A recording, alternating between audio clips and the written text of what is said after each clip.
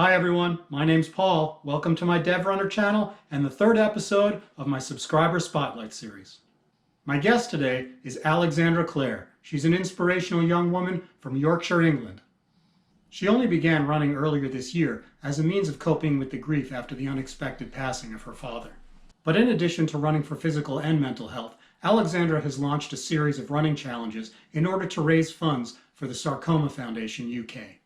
Her story is inspirational and motivational, so I hope you join me for this conversation. Here we go.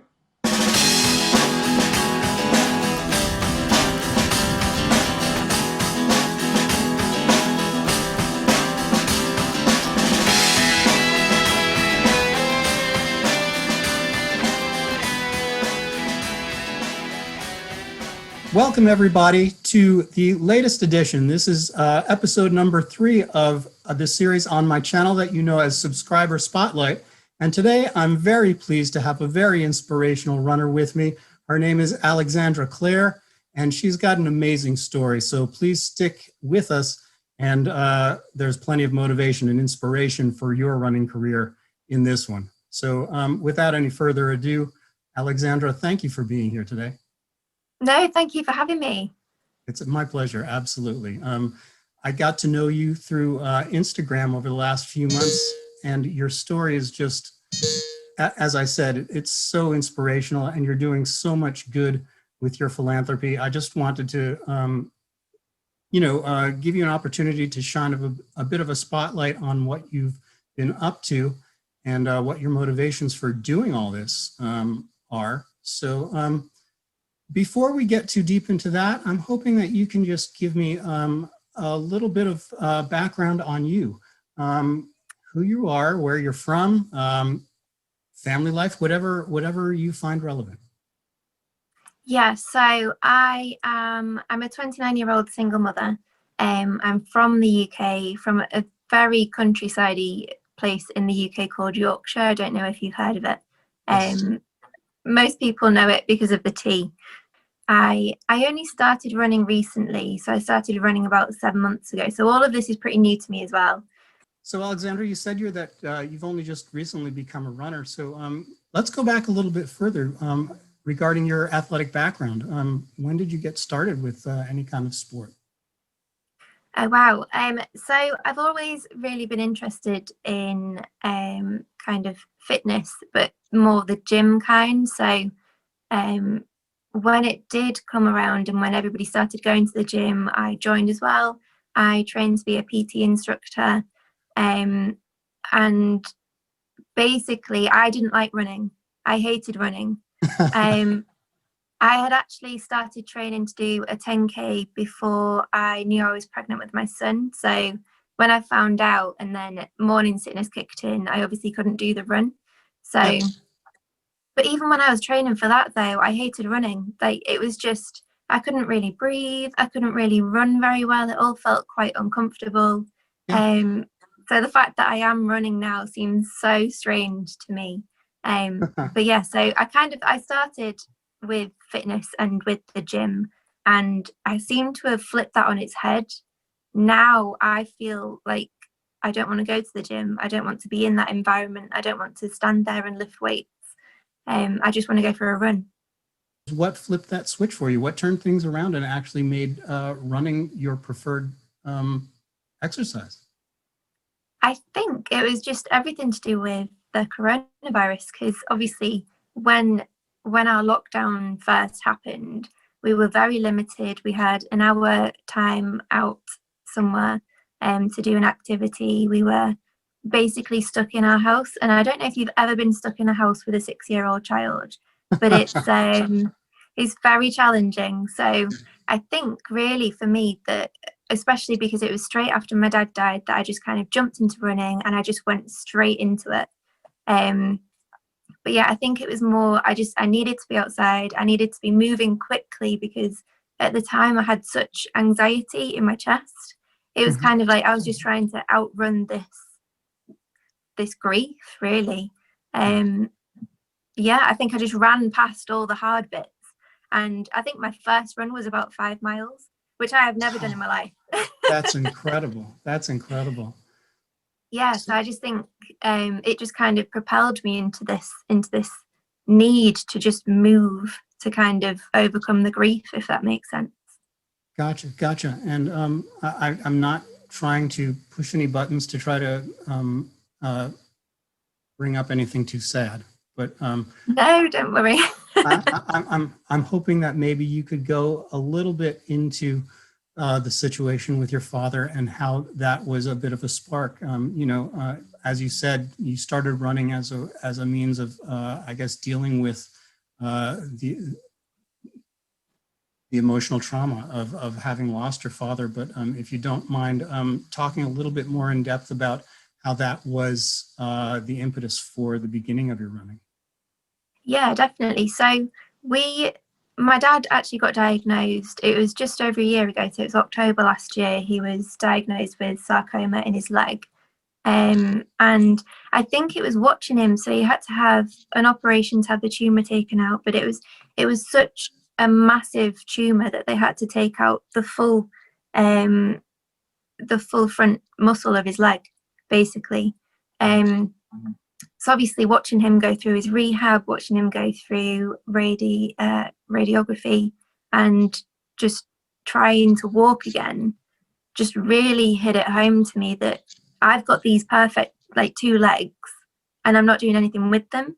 So I think it was more, I was kind of propelled into it because my dad lost the ability to walk at the very end of his life. And I've kind of been selfish with my own legs. So I wanted to kind of use them to do something good. Gotcha. That's just it's such a what's the word I'm looking for? Altruistic outlook, and I just want to say I'm sorry for the loss of your father, and Thank you. I do. The reason I wanted to have you on as a guest is because of the way you reacted to that unfortunate situation. The fact that you found a way to turn such a huge negative in your life into a way to give back and to help others. And I'm hoping you can talk a little bit about your current involvement with the Sarcoma Foundation, I believe, and Yeah. the kind of things you're doing to boost them and how that's benefiting you as a person and even as a runner. Yeah, so I first kind of got involved with them when my dad died. I wasn't, throughout the full experience of my dad having his illness, going through various hospital appointments, I wasn't really aware of Sarcoma UK as a charity. I don't think anybody really kind of mentioned it to my dad that there was this whole hub of support that he could access. I think just because everything had kind of spiraled so quickly with the coronavirus, it was kind of, I suppose certain things weren't mentioned when they would have been because there wasn't that kind of patient care that they would have had the coronavirus not just reared its ugly head. So I first contacted them after my dad died because I just wanted to speak to somebody about it. I wanted to know more about what had happened. His death wasn't expected. So I think I kind of reached out as a way to kind of, I suppose, get my head around what had happened. Gotcha. And when I started running, I wanted to do it for them because of the messages they'd sent me. They were so comforting. They were just, you could tell somebody at the other end of this email was just they cared about me as a person. So my first running challenge, I did 100 miles in 45 days, I think. And oh, it was hard. It was so hard. I wouldn't recommend it, especially as a beginner. And I managed to raise £2,500 for them over the course of that 45 days. And I still feel like that's not enough. I think I just want to give more to them because they can offer people so much, not just like helping patients, but helping the whole family around the situation as well. Yeah, gotcha. So I've got 3 more challenges coming up next year. That's great. I actually only told my coach about these the other day, and yeah, he found it quite funny when I told him my plans. So my first one is going to be 722 miles from the 29th of January. That one's going to be. Okay. I think I'm going to do that over the course of a few months, and then on my birthday in June, I'll be doing 30 miles in one day. So good for you. Wow, going straight to an ultra marathon. I think I might have had a mental breakdown when I suggested that one. And then Sarcoma UK also asked me to do the London Marathon for them next year, so I'm going to do that as well. That's wonderful. Yeah, I'm. With any luck, COVID will be a thing of the past worldwide by the time the marathon comes up. Fingers crossed. Yeah, exactly. Things are looking good. I don't want to get into too many details about what's happening right now as far as all that goes, but yeah, things are looking promising at this point. So that's great news for you and great news for the world. So that's so inspiring. Thank you for sharing all that. And I just to reiterate, it's just wonderful to see somebody like yourself who's turned a negative, unfortunately, that you couldn't do anything about, and found a way to help others who are going through similar situations. It's just wonderful, and it's the reason why I wanted to speak to you today. So hats off to you, and good luck with all that. I need it. I'll tell you what, I think your first challenge is I think they're all doable, but I think you're probably going to have the biggest challenge with your birthday run. That just sounds utterly amazing to me. Yeah, because I'm turning 30 next year. Okay. So my goal is to raise £30,000 for Sarcoma UK. So I thought, the only run available to me on that day is to do 30 miles. That is like the only thing I can possibly do. Gotcha. Well, good luck to you, and I'll be following along the way. And at the end of this interview, I would like to ask you to share all of the links to your various causes and to all of your social media outlets, so that people can easily find and hopefully contribute to the cause as well. So, yeah, that would be incredible. Thank you. Yeah, I mean, anything I can do to help, it's just an incredible cause, and I'm happy to be a small help in any way that I can. So. With that, I just want to ask you, beyond the incredible philanthropy that you're doing, what else motivates you to run at this point? Is it something, have you found joy in it at this point, or is it something that you're doing purely out of pure force of will? No, I have found joy this time. All of my running escapades before might have been quite horrible, but this, I wake up in the morning, all I want to do is run. I just want to get out of the house. I want to just move.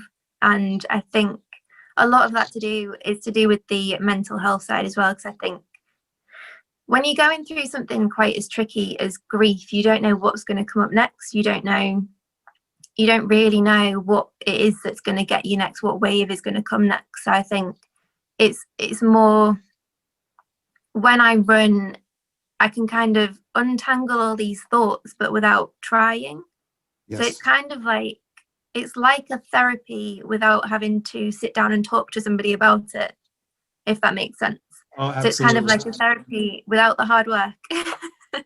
I'm with you. I'm with you. I think that's the reason a lot of people run, and I'm definitely included on that list. That's my time to not necessarily clear my head, but to exactly try to untangle a little bit of the emotions and mental puzzles that are knocking around in here. So yeah, that's one thing that I didn't realize. I didn't realize how strong the link between, obviously, not wonderful mental health and running was. And I think to go through something that's quite literally a life-changing trauma, and to find a way to process that in a nice, healthy way, in a positive way, and and something that makes you feel good at the end of it. I'm just glad that running kind of found me. Yeah, it sounds like it's done a lot of good. I mean, not only just for you, but for all the people that you're supporting with your efforts. And I'm just so glad to hear that, because it sounds like, sounds to me like you've got the healthy basis for becoming a lifelong runner. And yeah, I hope so. I really hope so. I genuinely can't imagine going a day without running. That's amazing. So you've been bitten by that bug as well. That's great to hear. Absolutely. Absolutely, I have. That's so great. That's so great. So that leads me to my next question. Let me make sure I get this right. I know this is going to be hard to answer, but take your best shot. And if there are several aspects to it, just, yeah, please hit them all. But how has running changed your life for the better?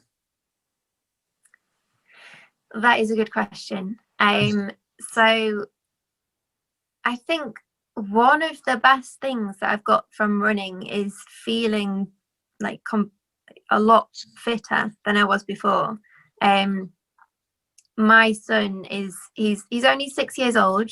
He has little legs, but he could run marathons like multiple times a day, and just feeling like I can actually keep up with him. I can just take him for a run with me if I want to, and he's happy to run a couple of miles.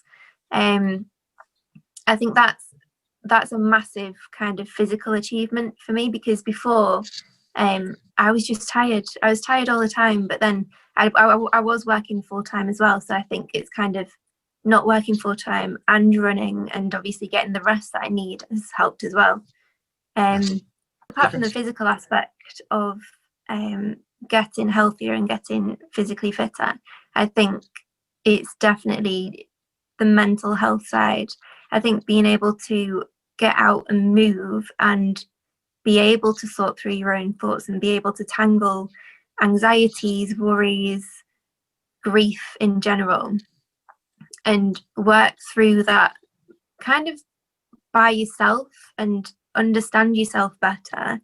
I think that is the biggest, absolutely, definitely the biggest help for me that running has been. That's wonderful. That's wonderful to hear. I think you said it in a very succinct way to cover the physical and the mental side of things. And I think that's the appeal. Once people get past that initial stage where running is nothing but pain, I think that's what people find keeps them coming back for more. So yeah, well said. And it's obviously because it's kind of like therapy, but you feel good afterwards. And I think with a lot of things like talking therapy and stuff, you just feel emotionally drained. So I think it's the fact that you're helping yourself and you're making yourself feel better at the same time. I just think it's like a double whammy of really good stuff. Yeah. The endorphin rush that you get from the physical is just very helpful at times. Yeah, you don't get that from talking therapy. Exactly. Okay, Alexandra, I'm going to ask you a question now. That it can be something that an original thought of yours or something that you've heard from other runners, but please share with me what you would consider your favorite piece of advice for other runners. My favorite piece of advice is look after your feet. Do it. Very, very cool. Very practical. I like that answer a lot. I recently, I don't know what I've done to my toe, but I've damaged a toe, just the nail. But like, I didn't realize how much you do actually need to pay attention to your feet. Obviously, you're running on them and they're taking a lot of impact. So yeah, look after your feet, massage them, treat them like kings, whatever you've got to do. That's awesome. That's the first time I've heard somebody go directly after something so physically necessary. That's a great piece of advice and a very original piece of advice. That's great. I think it's because I've learned the hard way. Yeah, I don't like having pain on my feet when I'm trying to run on them, basically. Yeah. Good advice. So with that, Alexandra, I want to give you now the opportunity to share all the different ways that people can get in touch with you through social media. whatever you're comfortable with sharing. And if there's anything, anything to do with the Sarcoma Foundation, if you want to share that, and anything you say here, I will include in the show notes below this video so that people can get there more easily. Okay, so I only really have Instagram, so adrians.extra.miles, and also my Just Giving page, which you can find on I'll send you the link anyway, but it's on my Instagram page as well. That's perfect. That's perfect. So it's easy to find. Okay, great. Yes. Great. Okay. Well, with that, Alexandra, I want to thank you for your time. I think the things you're doing are amazing. I think it shows how big your heart is, and I also, again, want to say I'm sorry for the loss of your dad, but I think you've found a way to honor his memory and to help others. So for that, I want to thank you, and I hope you enjoy the rest of your day. I hope you enjoy the upcoming weekend, and I encourage everybody to find you on Instagram. There's a lot of inspiration there. So thank you again. Thank you for having me. It's been absolutely brilliant. Thank you. Have a great day.